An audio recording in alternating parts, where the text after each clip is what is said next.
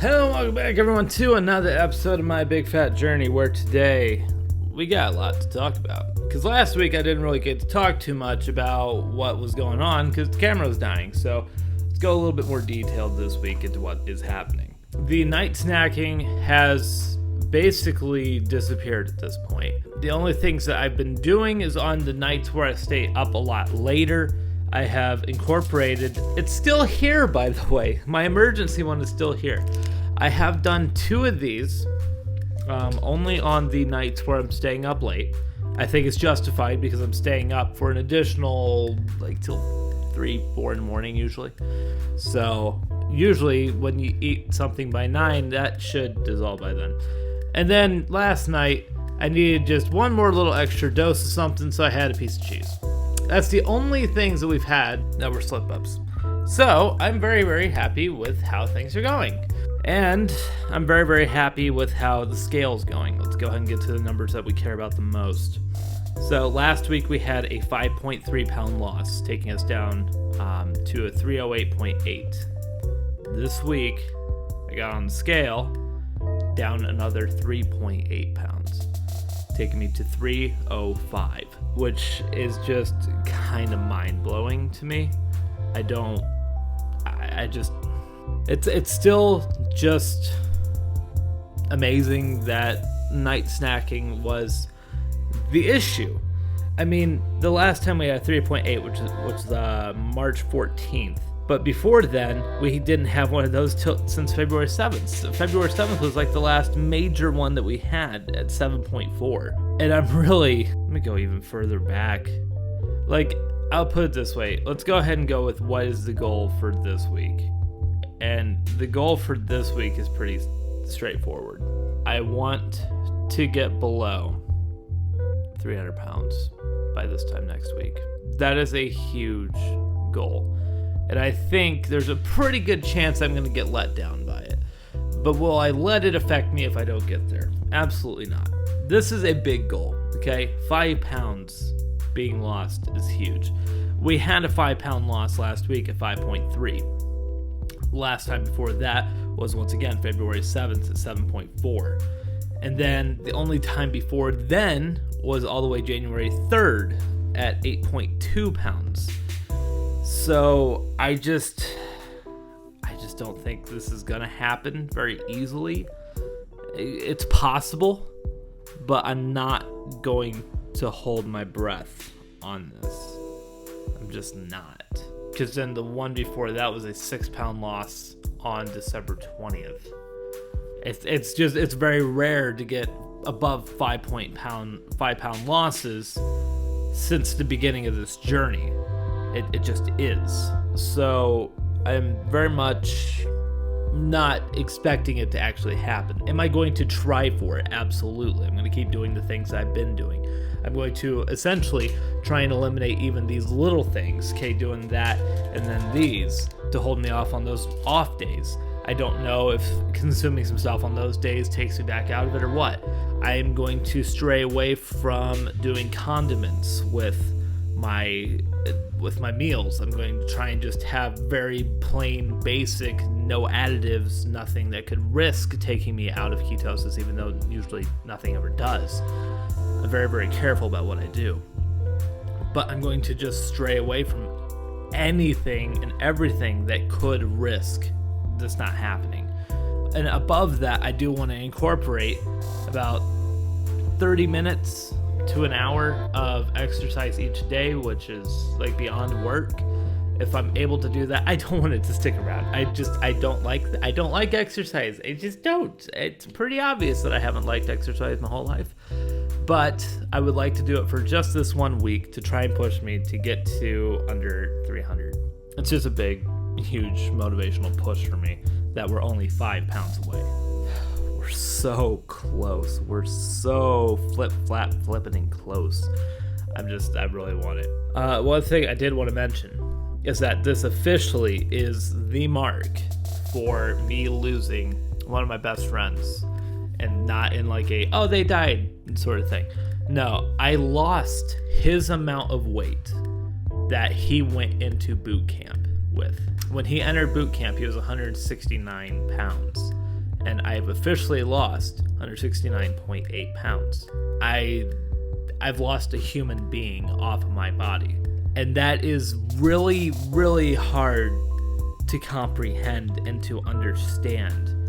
It still doesn't make sense to me how it was that bad, and now it's not, I guess. I don't know. It's very, very hard to think that that's even possible. That I was carrying around an extra human being on my body the whole entire time. And it's not like someone young or like a teenager or a toddler. It's not anybody like that. That is an 18-year-old adult that I have lost off of my body. I mean, that's just mind-blowing. I just don't get it. I just don't. But yeah, that's a thing. So I officially passed that mark. This was a mark I was waiting for quite some time to finally hit and achieve. And it was absolutely amazing. So let's go ahead and go into some other marks that I've hit. I officially, even with the dressing rooms closed, okay, I bought a pair of pants from Walmart. Guess what? They didn't fit, but they got me close enough to where I could figure out what size I was, and I got the correct pair ordered online. Got them a couple days ago, tried them on. I'm officially a 46-inch pant size, which means I have dropped 12 inches off of my waist alone. And that's huge. I tried on the fat pants on a couple days ago, and it's comical. And I also had a mental thing when I tried on these 46s. Okay. Originally, when I got them, I held them up, and I was like, "There's no way I'm gonna fit in these. There's no way I'm gonna fit." And then, lo and behold, they fit perfect. My mind is still so on to everything needs to be bigger, and if I hold something up, it doesn't look right to me. It's going to take a while for me to adjust, but it's not something I thought I would ever incur, is this whole mindset of I'm so used to the fat size stuff that going into normal clothing is going to be a hard transition for me to like even shop around for. It's weird. As I'm going through these things, I'm just discovering so much new stuff that I didn't think I'd have to encounter. But sure enough, that was very, very pleasant. And I've gone from a 5X, 5 extra large and tall, so it's got extra length on it. I think they're 5XLTs is what they're called, down to just a regular 3X. I do get the talls still because I tucked in my shirt at work and it just makes it easier for tucking. But I am down to a 3X from a 5, and yeah, I wasn't ready for that one either. I mean, this is still the 5 extra long and tall, and there's so much room in here. There really is. But I'm sticking firm that I need to wear this every single time I do this show. I don't know why. I just feel like it just feels right. That this is where I started and this is where I should end, is in this shirt. One thing that we encounter online as bigger people that I don't think a lot of people understand is that we are limited on what we're able to purchase. A lot of companies don't account for a fatter society, especially those in, like, say, Japan. Their sizing is way different. Their terminology of fat people versus ours here in America is way different. The fact that we can't get everything, or the fact that our clothes are substantially more expensive when we're bigger, is just something that's going to be nice to leave behind. The fact that so much more of my closet has become available to me. Now essentially 95% of my closet that I've kept since I was a 2X is now available to me. It feels amazing, because I always held on to the hope that I would be able to lose enough weight that I would be able to get back into those clothes. And here I am, finally, after, say, probably 5 years at least, probably more than 5 years, I can finally wear some of those clothes again. And even at that 5-year mark, I was still stretching in those 3Xs. Like, some of those 3Xs I stretched out to a 4X, just trying to still fit into them, in a denial that I was getting big. There's just so much denial getting to where I was, that I was like, I'm not that big. And yeah, I was. Now let's get to some more good things, okay? But this is a good, positive week. So the other good things that happened this week that are substantial is the simple fact that the back pain and the foot pain are still improving substantially. The back pain has been the biggest thing for me. I don't understand at all, but right now I haven't been experiencing back pain for like a good 2 or 3 days. Like just nothing. And it's weird because I've been battling it so much. Like if I do have it, it's just like for maybe just like 15 minutes. Maybe I just twerked something just a little bit. But it's nothing major right now. Right now, I am completely back pain free. And it is such a great, relieving feeling. It's just amazing. And then the foot pain is still around. Okay, the foot pain is still around. The foot pain's probably going to be with me for quite some time yet. I don't think until I get to maybe that 250 goal would it actually go away, at least to the point of where ibuprofen would be able to take over. But right now, I'm still definitely battling a lot of pain. It could still be something that I would have to go to a specialist to down the road. It could be. I don't know for sure how it's going to go, but we'll figure it out together in time. But just the amount of how much I feel better just is so great. It really is. Like, eventually you come to the acceptance of you're going to have this pain for a long time. But then, lo and behold, it starts going away. It's a great feeling. Then I started thinking about how I'm going to transition back into regular life, right? The post-keto life. It's something that I need to focus on now and start deciding now, because it's really not that far away. It's not. It's very, very close. My idea on what I'm going to do is I'm probably going to stick to the Slim Fast diet. So for sticking to the Slim Fast diet, at the very least, I want to do the Slim Fast shakes for breakfast. The amount of minerals and stuff in that is just great. It's nice. And the fact that it has coffee in it, the one that I have, it's just a bonus. Lunches, I may do shakes. I may go ahead and do some lunches occasionally at work. If there's like a carry-in or something, maybe I'll do that. But I think I want to stick to doing the Slim Fast shakes for as long as I can, at least as long as I can tolerate them. But then I want to be able to do the normal meals again. For dinner, I want to start doing regular meals. If I want to go out and have Pizza Hut, I can have Pizza Hut in the moderation. And I will eventually, in time, figure out what that moderation level is for my natural metabolism, because my metabolism is just crap. The only reason I'm burning so much right now is because of my ketone levels.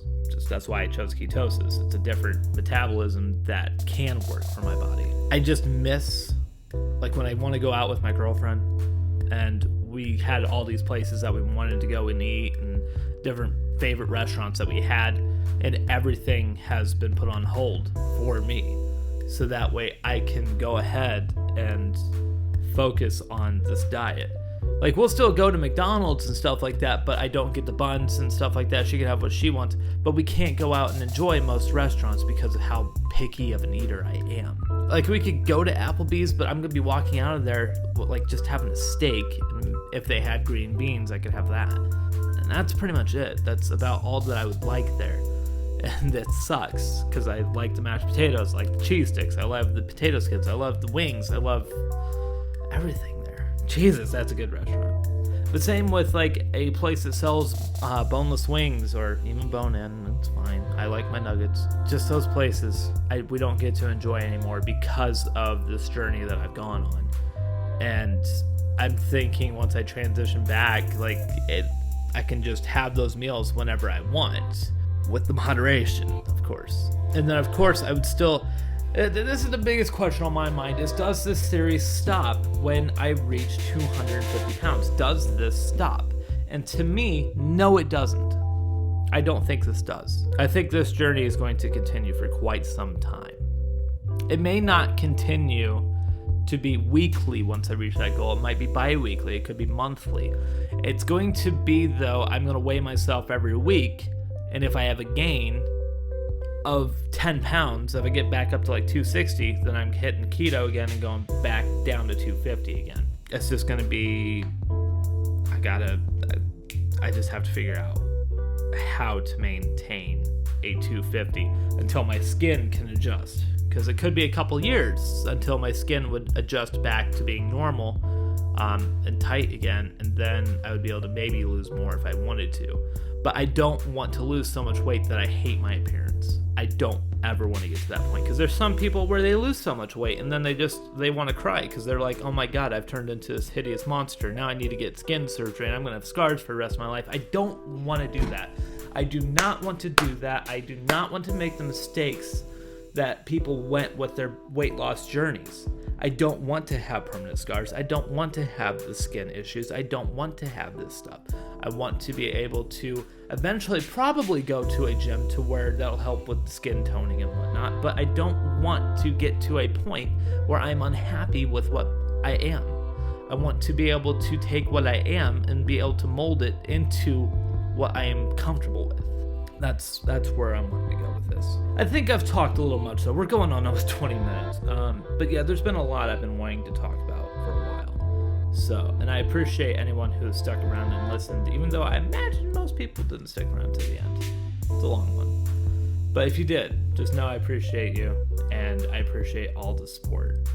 And I really do hope that with time more people can watch this journey, because I've tried my best to show the ups and the downs of this, and right now we're at a big up. We went through a down, 2 pounds, 0.6 pounds, 2.4 pounds, 0.8 pounds. Even though they were losses, they were very low losses, and it was really bumming me out.